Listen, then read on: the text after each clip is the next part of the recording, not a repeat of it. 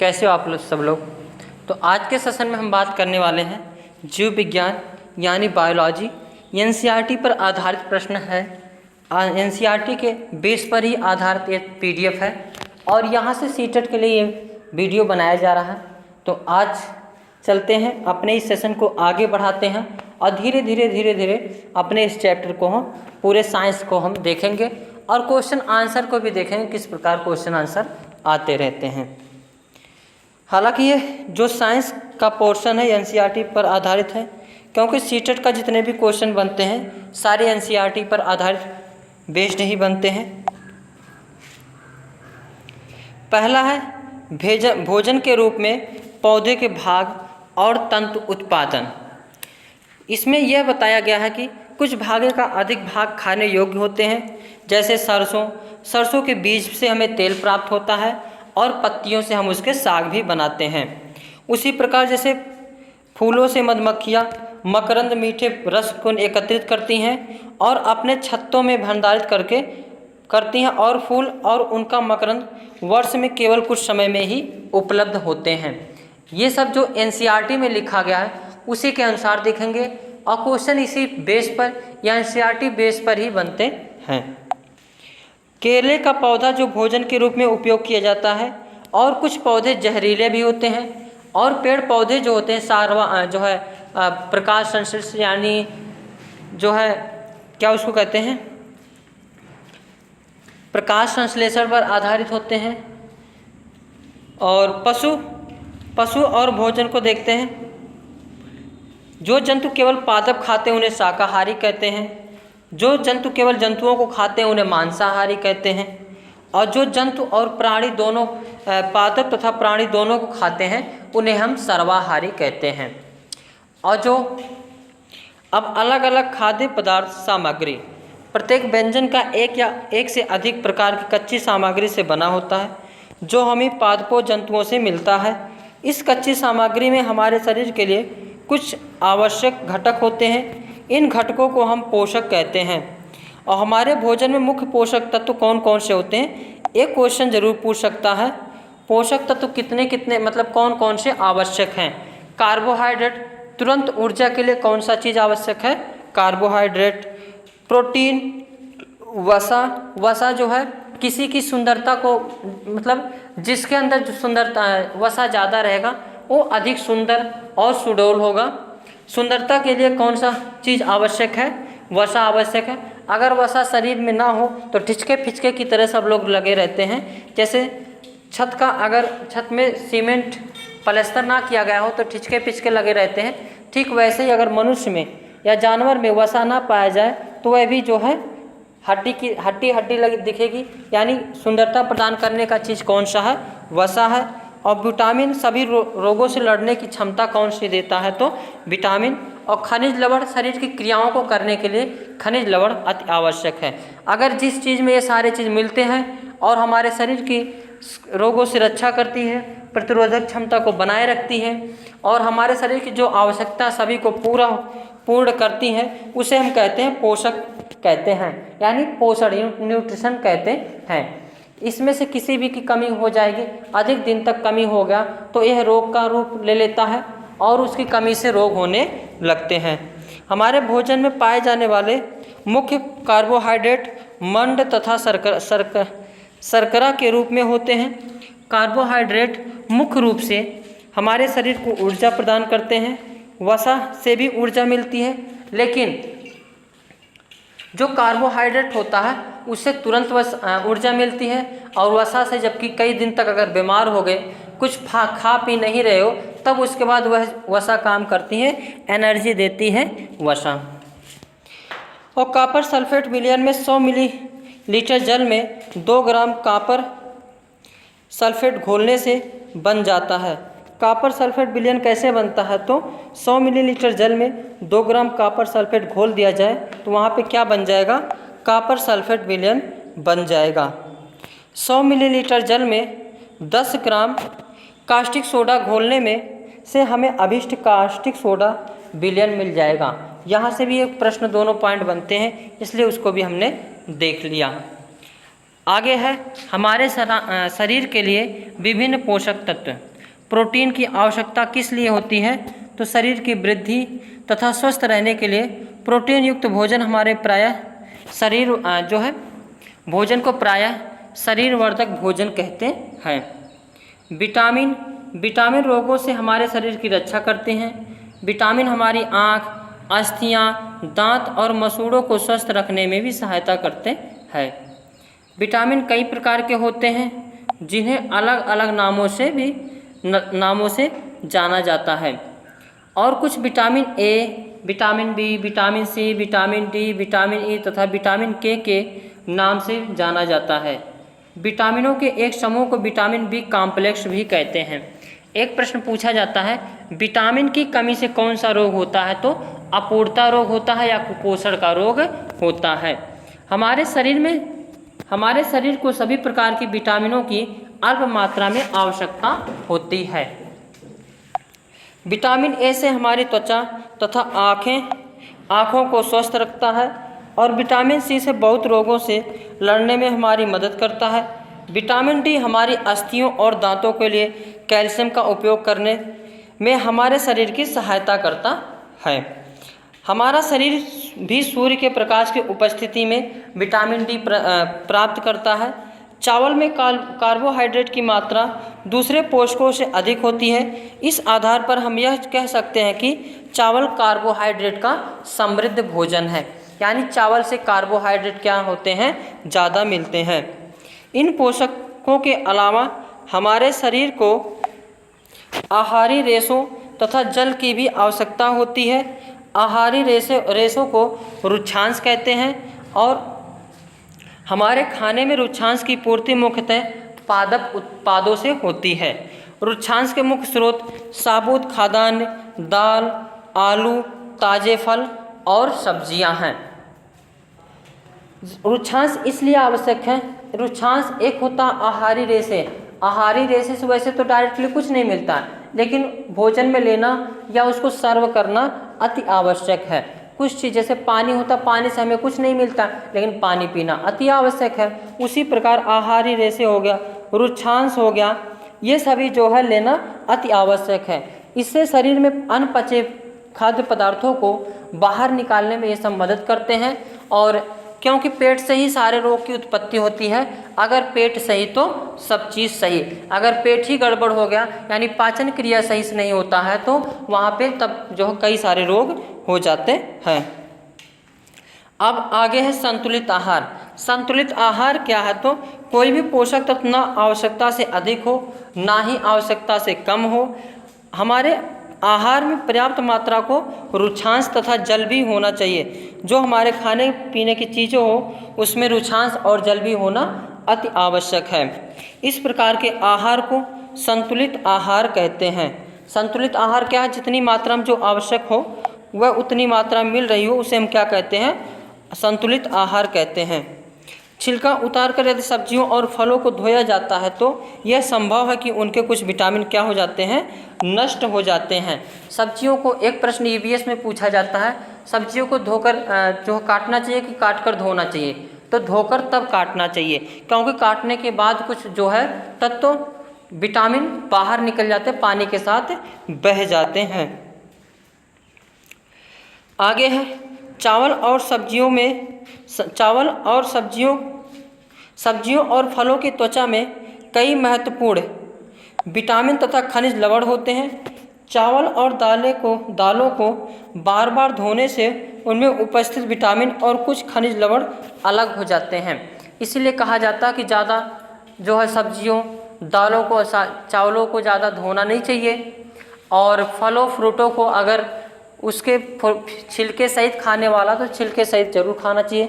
उससे जो आहारी रेशे या रुक्षांश प्राप्त होते हैं जो हमारे शरीर के लिए अति लाभकारी होते हैं।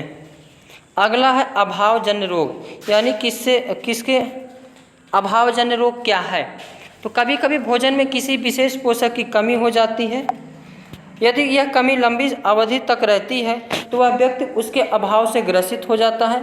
एक या अधिक पोषक तत्वों का अभाव हमारे शरीर में रोग अथवा विकृतियाँ उत्पन्न कर सकता है। वे रोग जो लंबी अवधि तक पोषकों के अभाव के कारण होते हैं उन्हें हम अभावजन्य रोग कहते हैं। पादपों में पोषण, अब आगे देखते हैं पादपों में पोषण कैसे होता है। पोषण की वह विधि जिसमें जीव अपना भोजन स्वयं संश्लेषित करते हैं स्वयं पोषण कहलाती है। जंतु एवं अन्य जीव पादपों द्वारा संश्लेषित भोजन है उन्हें विषमपोषी कहते हैं। विषमपोषी क्या है? तो जंतु एवं अन्य जीव पादपों द्वारा संश्लेषित भोजन क्या है? विषमपोषी हैं। अब देखते हैं पादपों में खाद्य संश्लेषण का प्रक्रम। पत्तियां पादप की खाद्य फैक्ट्रियां हैं। जल एवं खनिज वाहिकाओं द्वारा पत्तियों तक पहुंचाए जाते हैं। जैसे जाइलम जो है जल को ले जाने का कार्य करता है और फ्लोएम क्या करता है? भोजन एवं खनिज पदार्थों को ले जाने का काम करता है। पत्तियों में एक हरा वर्णक होता है जिसे हम क्लोरोफिल कहते हैं और क्लोरोफिल सूर्य के प्रकाश की ऊर्जा को संग्रहण करने में पत्ती की सहायता करता है। इस ऊर्जा का उपयोग जल एवं कार्बन डाइऑक्साइड से खाद्य संश्लेषण में होता है क्योंकि खाद्य संश्लेषण सूर्य से प्रकाश की उपस्थिति में होता है। प्रकाश संश्लेषण कहते हैं, अगर प्रकाश संश्लेषण सूर्य के प्रकाश की उपस्थिति में होता है इसलिए इसे क्या कहते हैं? प्रकाश संश्लेषण कहते हैं। पत्तियों द्वारा सौर ऊर्जा संग्रहित की जाती है तथा पादप में खाद्य के रूप में संचित हो जाती हैं। अतः सभी जीवों के लिए जीवों के लिए सूर्य ऊर्जा का चरम स्रोत है। सूर्य सभी पूरे ब्रह्मांड के लिए ऊर्जा का स्रोत क्या है? तो सूर्य है। जो प्रकाश संश्लेषण होता है उसमें CO2 गैस ली जाती है और O2 गैस जो है बाहर निकाली जाती हैं और जल लिया जाता है और उसके बाद पदार्थ जो बनते हैं कार्बोहाइड्रेट और ऑक्सीजन बनते हैं। और प्रकाश संश्लेषण अपक्रिया में ऑक्सीजन निर्मुक्त होती है और कार्बोहाइड्रेट अंततः पत्तियों में मंड या स्टार्च के रूप में संचित हो जाते हैं। पत्ती में स्टार्च की उपस्थिति प्रकाश संश्लेषण प्रक्रम का संपन्न होना दर्शाता है। स्टार्च भी एक प्रकार का क्या है? तो कार्बोहाइड्रेट्स है। आगे पादपों में पोषण की अन्य विधियां, अन्य प्रकार से कैसे पोषण होता है। मनुष्य एवं अन्य प्राणियों की तरह ये पादप भी अपने पोषण के लिए अन्य पादपों द्वारा निर्मित खाद्य पर निर्भर होते हैं। वे विषमपोषी प्रणाली का उपयोग करते हैं। विषमपोषी मतलब जो दूसरों पर आश्रित होते हैं, खुद भोजन वगैरह नहीं बनाते हैं। एक होता है अमरबेल। अमरबेल का पादप है, इसमें क्लोरोफिल नहीं होता है। ये अपना भोजन उस पादप से प्राप्त करते हैं जिस पर ये आरोहित होते हैं, यानी जिस पर रहो उसी को चूसो। जिस पर ये आरोहित होते हैं वह पादप परपोषी कहलाता है, क्योंकि अमरबेल जैसे पादप परपोषी को अमूल्य पोषकों से वांछित करते हैं, अतः इन्हें परजीवी कहते हैं। परजीवी क्या होता है? तो जो दूसरे के ऊपर आश्रित हो और दूसरों के भोजन से ही अपना काम चलाता है और स्वयं कुछ नहीं करता है, उसे हम परजीवी कहते हैं। और कुछ लोग घर में भी परजीवी होते हैं जो घर में कुछ नहीं करते हैं, एक लोग करते हैं, उन्हीं की बदौलत सब लोग खाते हैं। ऐसे कितने लोगों के घर में कोई ना कोई परजीवी है? कमेंट बॉक्स में ज़रूर बताएं। कुछ ऐसे पादप जो कीटों को पकड़ते तथा उन्हें पचा जाते हैं, जैसे नेपेंथिस पौधा हो गया, ये सब कीटों को। अब कीटों को खाते क्यों हैं? क्योंकि इनके अंदर ये जो नाइट्रोजन को प्राप्त करने के लिए कीटों को खा करके अपने नाइट्रोजन की पूर्ति करते हैं। आगे देखते हैं मृतजीवी। मृतजीवी क्या है? तो रुई के धागों के समान संरचनाएं दिखाई पड़े यह जीव कवक या फंजाई होते हैं। जैसे सभी लोग पावरोटी खाते हो और पावरोटी जब 2-3 दिन रखने के बाद एक खराब हो जाती है तो उसमें क्या आ जाते हैं? फंजाई एवं कवक आ जाते हैं। उसी को क्या कहते हैं? मृतजीवी। इनकी पोषण प्रणाली अथवा पोषण विधि भिन्न प्रकार से होती है। ये मृत विघटनकारी यानी सड़ने वाली वस्तुओं जैसे जैव पदार्थों की सतह पर कुछ पाचक रसों का स्राव करते हैं तथा उसे साधारण व विलेय के रूप में परिवर्तित कर देते हैं। तत्पश्चात वे इस विलयन का भोजन के रूप में अवशोषण करते हैं। इस प्रकार की पोषण प्रणाली को, जिसमें जीव किसी मृत एवं विघटित जैव पदार्थों से पोषक तत्व प्राप्त करते हैं, उसे हम मृतजीवी पोषण कहते हैं।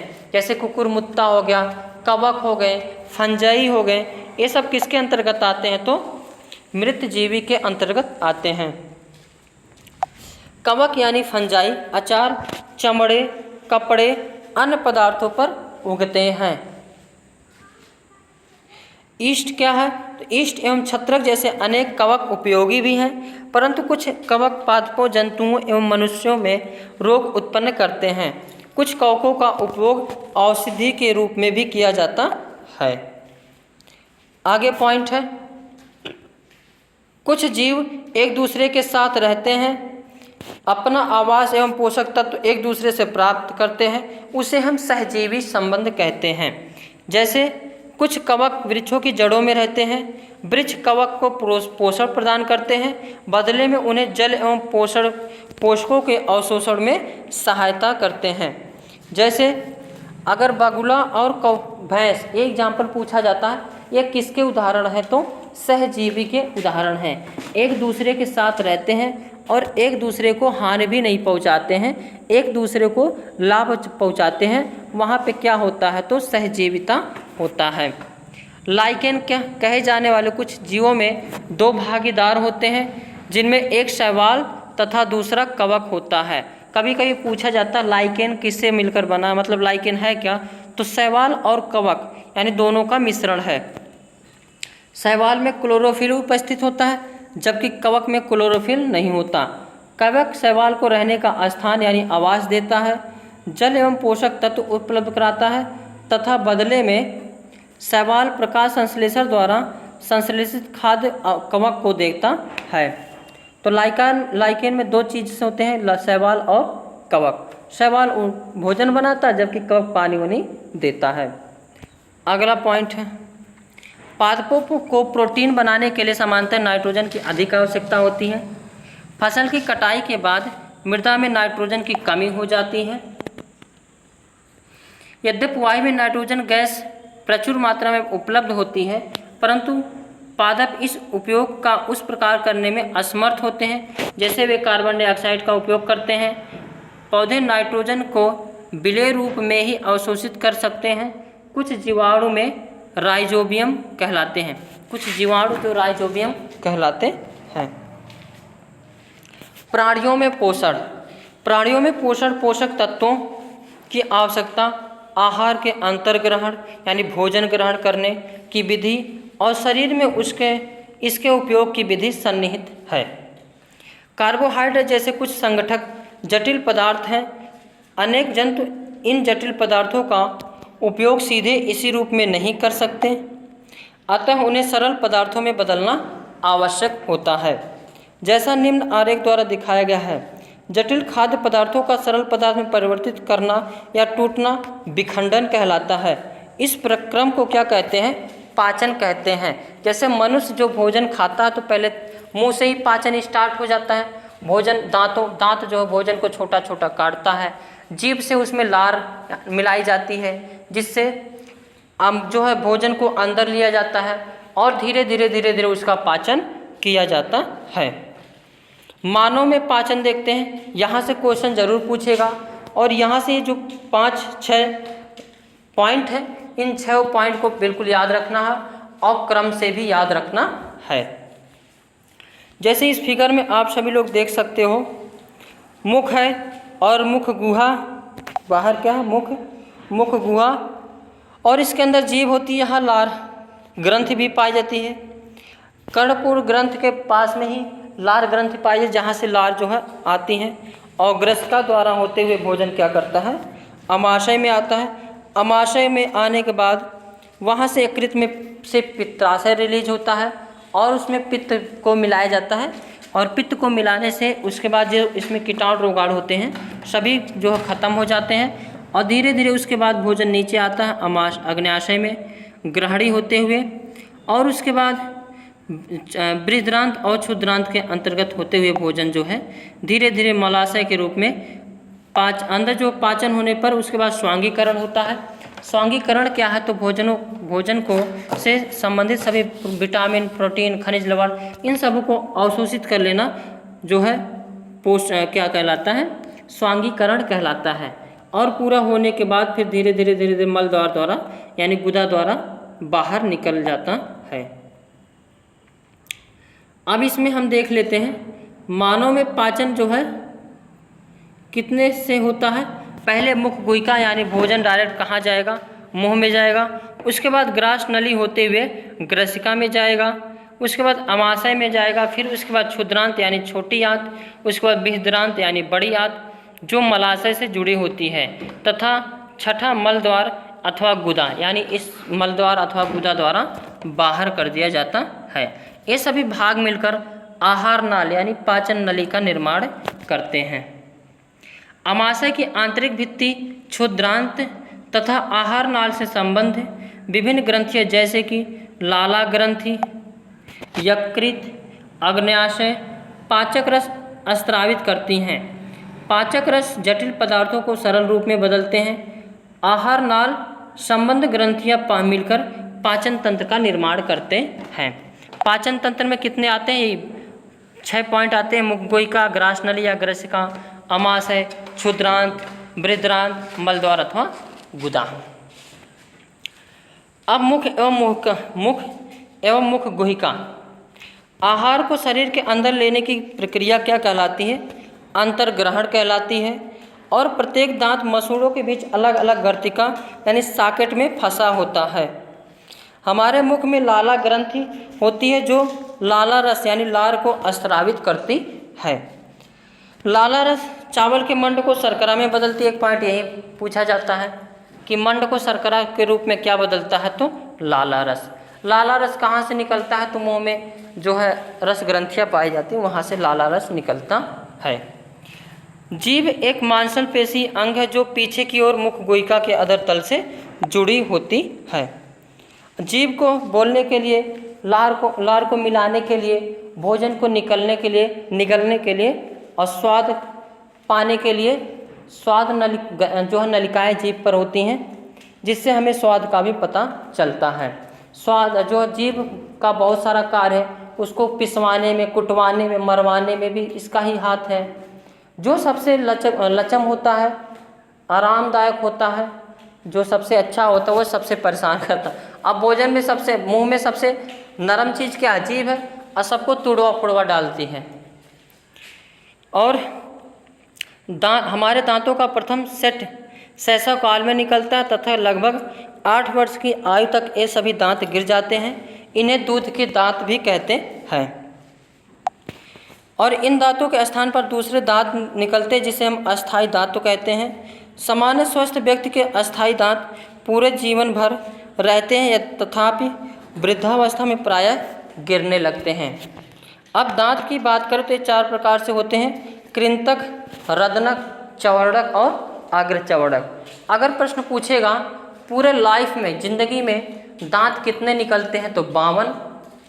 और नवयुवक के व्यक्ति में कितने दांत होते हैं, तो 32। और बच्चों में कितने दांत होते हैं, तो 22। दांत के प्रकार 4 हैं। कौन कौन सा? कृंतक, रदनक, अग्रचवर्णक और चवर्णक। आगे के जो दांत होते हैं उसे हम कहते हैं कृंतक। और काटने का काम कौन करता है? कृंतक। चीरने फाड़ने का काम कौन करता है? रदनक। और उसको थोड़ा बहुत मिलाने का काम करता है अग्रचवर्णक। और बढ़िया से घिसने पीसने का काम करता है चवर्णक। आगे देखते हैं भोजन नली। दूसरा स्टेप में जो ग्रसिका या भोजन नली है। ग्रसिका गले एवं वक्ष से होती हुई जाती है। ग्रसिका की भित्ति के संकुचन किस विधि से भोजन नीचे जाते हैं, तो ये प्रश्न भी पूछा जाता है। तो संकुचन विधि से भोजन क्या होते हैं? नीचे की तरफ जाते हैं। वास्तव में संपूर्ण आहार नाल संकुचित होती रहती है तथा यह गति भोजन को नीचे की ओर धकेलती रहती है। कभी कभी हमारा अमाशय खाए हुए भोजन को स्वीकार नहीं करता, फलस्वरूप वमन यानी ढकार द्वारा उसे बाहर निकाल दिया जाता है। भोजन के कण श्वास नली में प्रवेश कर जाते तो हमें घुटन का अनुभव होता है तथा हिचकी आती है या खांसी उठती है। हिचकी आती, सब लोग कहते हैं अरे मुझे कोई याद कराए, तुम्हें याद को कोई नहीं करता है, वो गड़बड़ हो गया, भोजन को कहीं और जाना चाहिए, कहीं और चला गया, इसीलिए हिचकी या खांसी आती है। और तीसरे स्टेप में अमाशय। भोजन जब अमाशय में पहुंचता है तो यहाँ से प्रश्न पूछा जाता है, अमाशय भित्ति वाली एक थैलीनुमा संरचना कैसी है? तो थैलीनुमा संरचना है। यह चपटा जे के आकार, प्रश्न ये भी पूछा जाता है, जे आकार का कौन सा चीज है जो भोजन के पाचन में सहायक है? तो अमाशय। तथा आहार नाल का सबसे चौड़ा भाग है। अगर कहेगा आहार नाल का सबसे चौड़ा भाग कौन सा होता है? तो अमाशय होता है। और जे आकार का क्या होता है? तो अमाशय होता है। जैसा कि यहाँ इस फिगर में आप सभी देख सकते हैं, यहाँ पे जो अमाशय है ये लगभग जे के आकार का है, इसलिए इसे जे के आकार का भी कहते हैं, और ये सबसे चौड़ा भी होता है।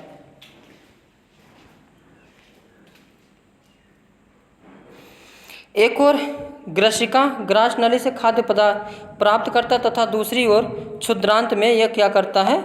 खुलता है। अमाशय का आंतरिक स्तर सतह श्लेष्मल, हाइड्रोक्लोरिक अम्ल तथा पाचक रस स्रावित करता है। अमाशय से कौन सा रस स्रावित होता है? तो हाइड्रोक्लोरिक अम्ल यानी HCl और पाचक रस। श्लेष्मल अमाशय के आंतरिक स्तर को सुरक्षा प्रदान करता है। अगर HCl एक बहुत ज़बरदस्त जो है अम्ल होता है, इससे हमारे शरीर की रक्षा करने के लिए अमाशय की दीवार से कौन सा एक जो है रस निकलता है? तो श्लेष्मल, जो हमारे जो है अम्ल हाइड्रोक्लोरिक अम्ल से क्या करता है? हमारी रक्षा करता है। श्लेष्मल अमाशय के भीतर आंतरिक स्तर को सुरक्षा प्रदान करता है। अम्ल ऐसे जीवाणुओं को नष्ट करता है जो भोजन के साथ वहाँ तक पहुँच जाते हैं। इसीलिए कहा जाता है खाने से रोग नहीं फैलता है, क्योंकि खाने में रोग, अमाशय में इतनी क्रियाएं होती, इतने अम्ल जबरदस्त होते हैं कि सबको मार पीट के क्या कर देते हैं? ख़त्म कर देते हैं, नष्ट कर देते हैं। और वो जो भोजन के साथ ही माध्यम को अम्लीय बनाता है, जिससे पाचक रसों की क्रिया करने में सहायता मिलती है। पाचक रस जठर रस प्रोटीन को सरल पदार्थों में विघटित कर देता है। आगे है क्षुद्रांत। क्षुद्रांत क्या है? तो क्षुद्रांत लगभग 7.5 मीटर लंबी अत्यधिक कुंडलित नली है। यह यकृत एवं अग्न्याशय से नाव प्राप्त करती है। इसके अतिरिक्त इसकी भित्ति मोटी, भित्ति से कुछ रस स्रावित होते हैं। क्षुद्रांत यकृत गहरे लाल भूरे रंग की ग्रंथि है जो उदर के ऊपरी भाग में दाहिनी ओर यानी दक्षिण ओर अवस्थित होती है। यह शरीर की सबसे बड़ी ग्रंथि है।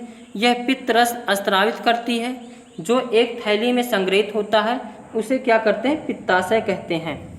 पित्त रस वसा के पाचन में महत्वपूर्ण भूमिका निभाता है। तो प्रश्न पूछ सकता है वसा का पाचन क्या करता है? तो पित्त रस करता है। कार्बोहाइड्रेट सरल शर्करा जैसे ग्लूकोज में परिवर्तित हो जाते हैं। वसा अम्ल एवं ग्लिसरॉल में तथा प्रोटीन एमिनो अम्ल में परिवर्तित हो जाते हैं। ये सब किस में होता है? तो क्षुद्रांत में होता है। आगे है क्षुद्रांत में अवशोषण। पचा हुआ भोजन अवशोषित होकर क्षुद्रांत की भित्ति में स्थित रुधिर वाहिकाओं में चला जाता है। इस प्रक्रम को अवशोषण कहते हैं। क्या कहते हैं? अवशोषण कहते हैं। क्षुद्रांत की आंतरिक भित्ति पर अंगुली के समान उभरी हुई संरचनाएं होती हैं, जिसे दीर्घरोम अथवा रसांकुर कहते हैं। क्या कहते हैं? दीर्घरोम अथवा रसांकुर कहते हैं। दीर्घरोम पचे हुए भोजन के अवशोषण हेतु तल क्षेत्र बढ़ा देते हैं। प्रत्येक दीर्घरोम में सूक्ष्म रुधिर वाहिकाओं का जाल फैला रहता है। दीर्घरोम की सतह से पचे हुए भोजन का अवशोषण होता है। आगे अब देखते हैं बृहद्रांत क्षुद्रांत की अपेक्षा चौड़ी एवं छोटी होती है। यह लगभग 1.5 मीटर लंबी होती है। इसका मुख्य कार्य जल एवं कुछ लवणों का अवशोषण करना है। बचा हुआ अपचयित पदार्थ मलाशय में चला जाता है तथा अर्ध ठोस मल के रूप में रहता है। समय समय पर गुदा द्वारा यह मल बाहर निकाल दिया जाता है। जिसे हम निष्कासन कहते हैं।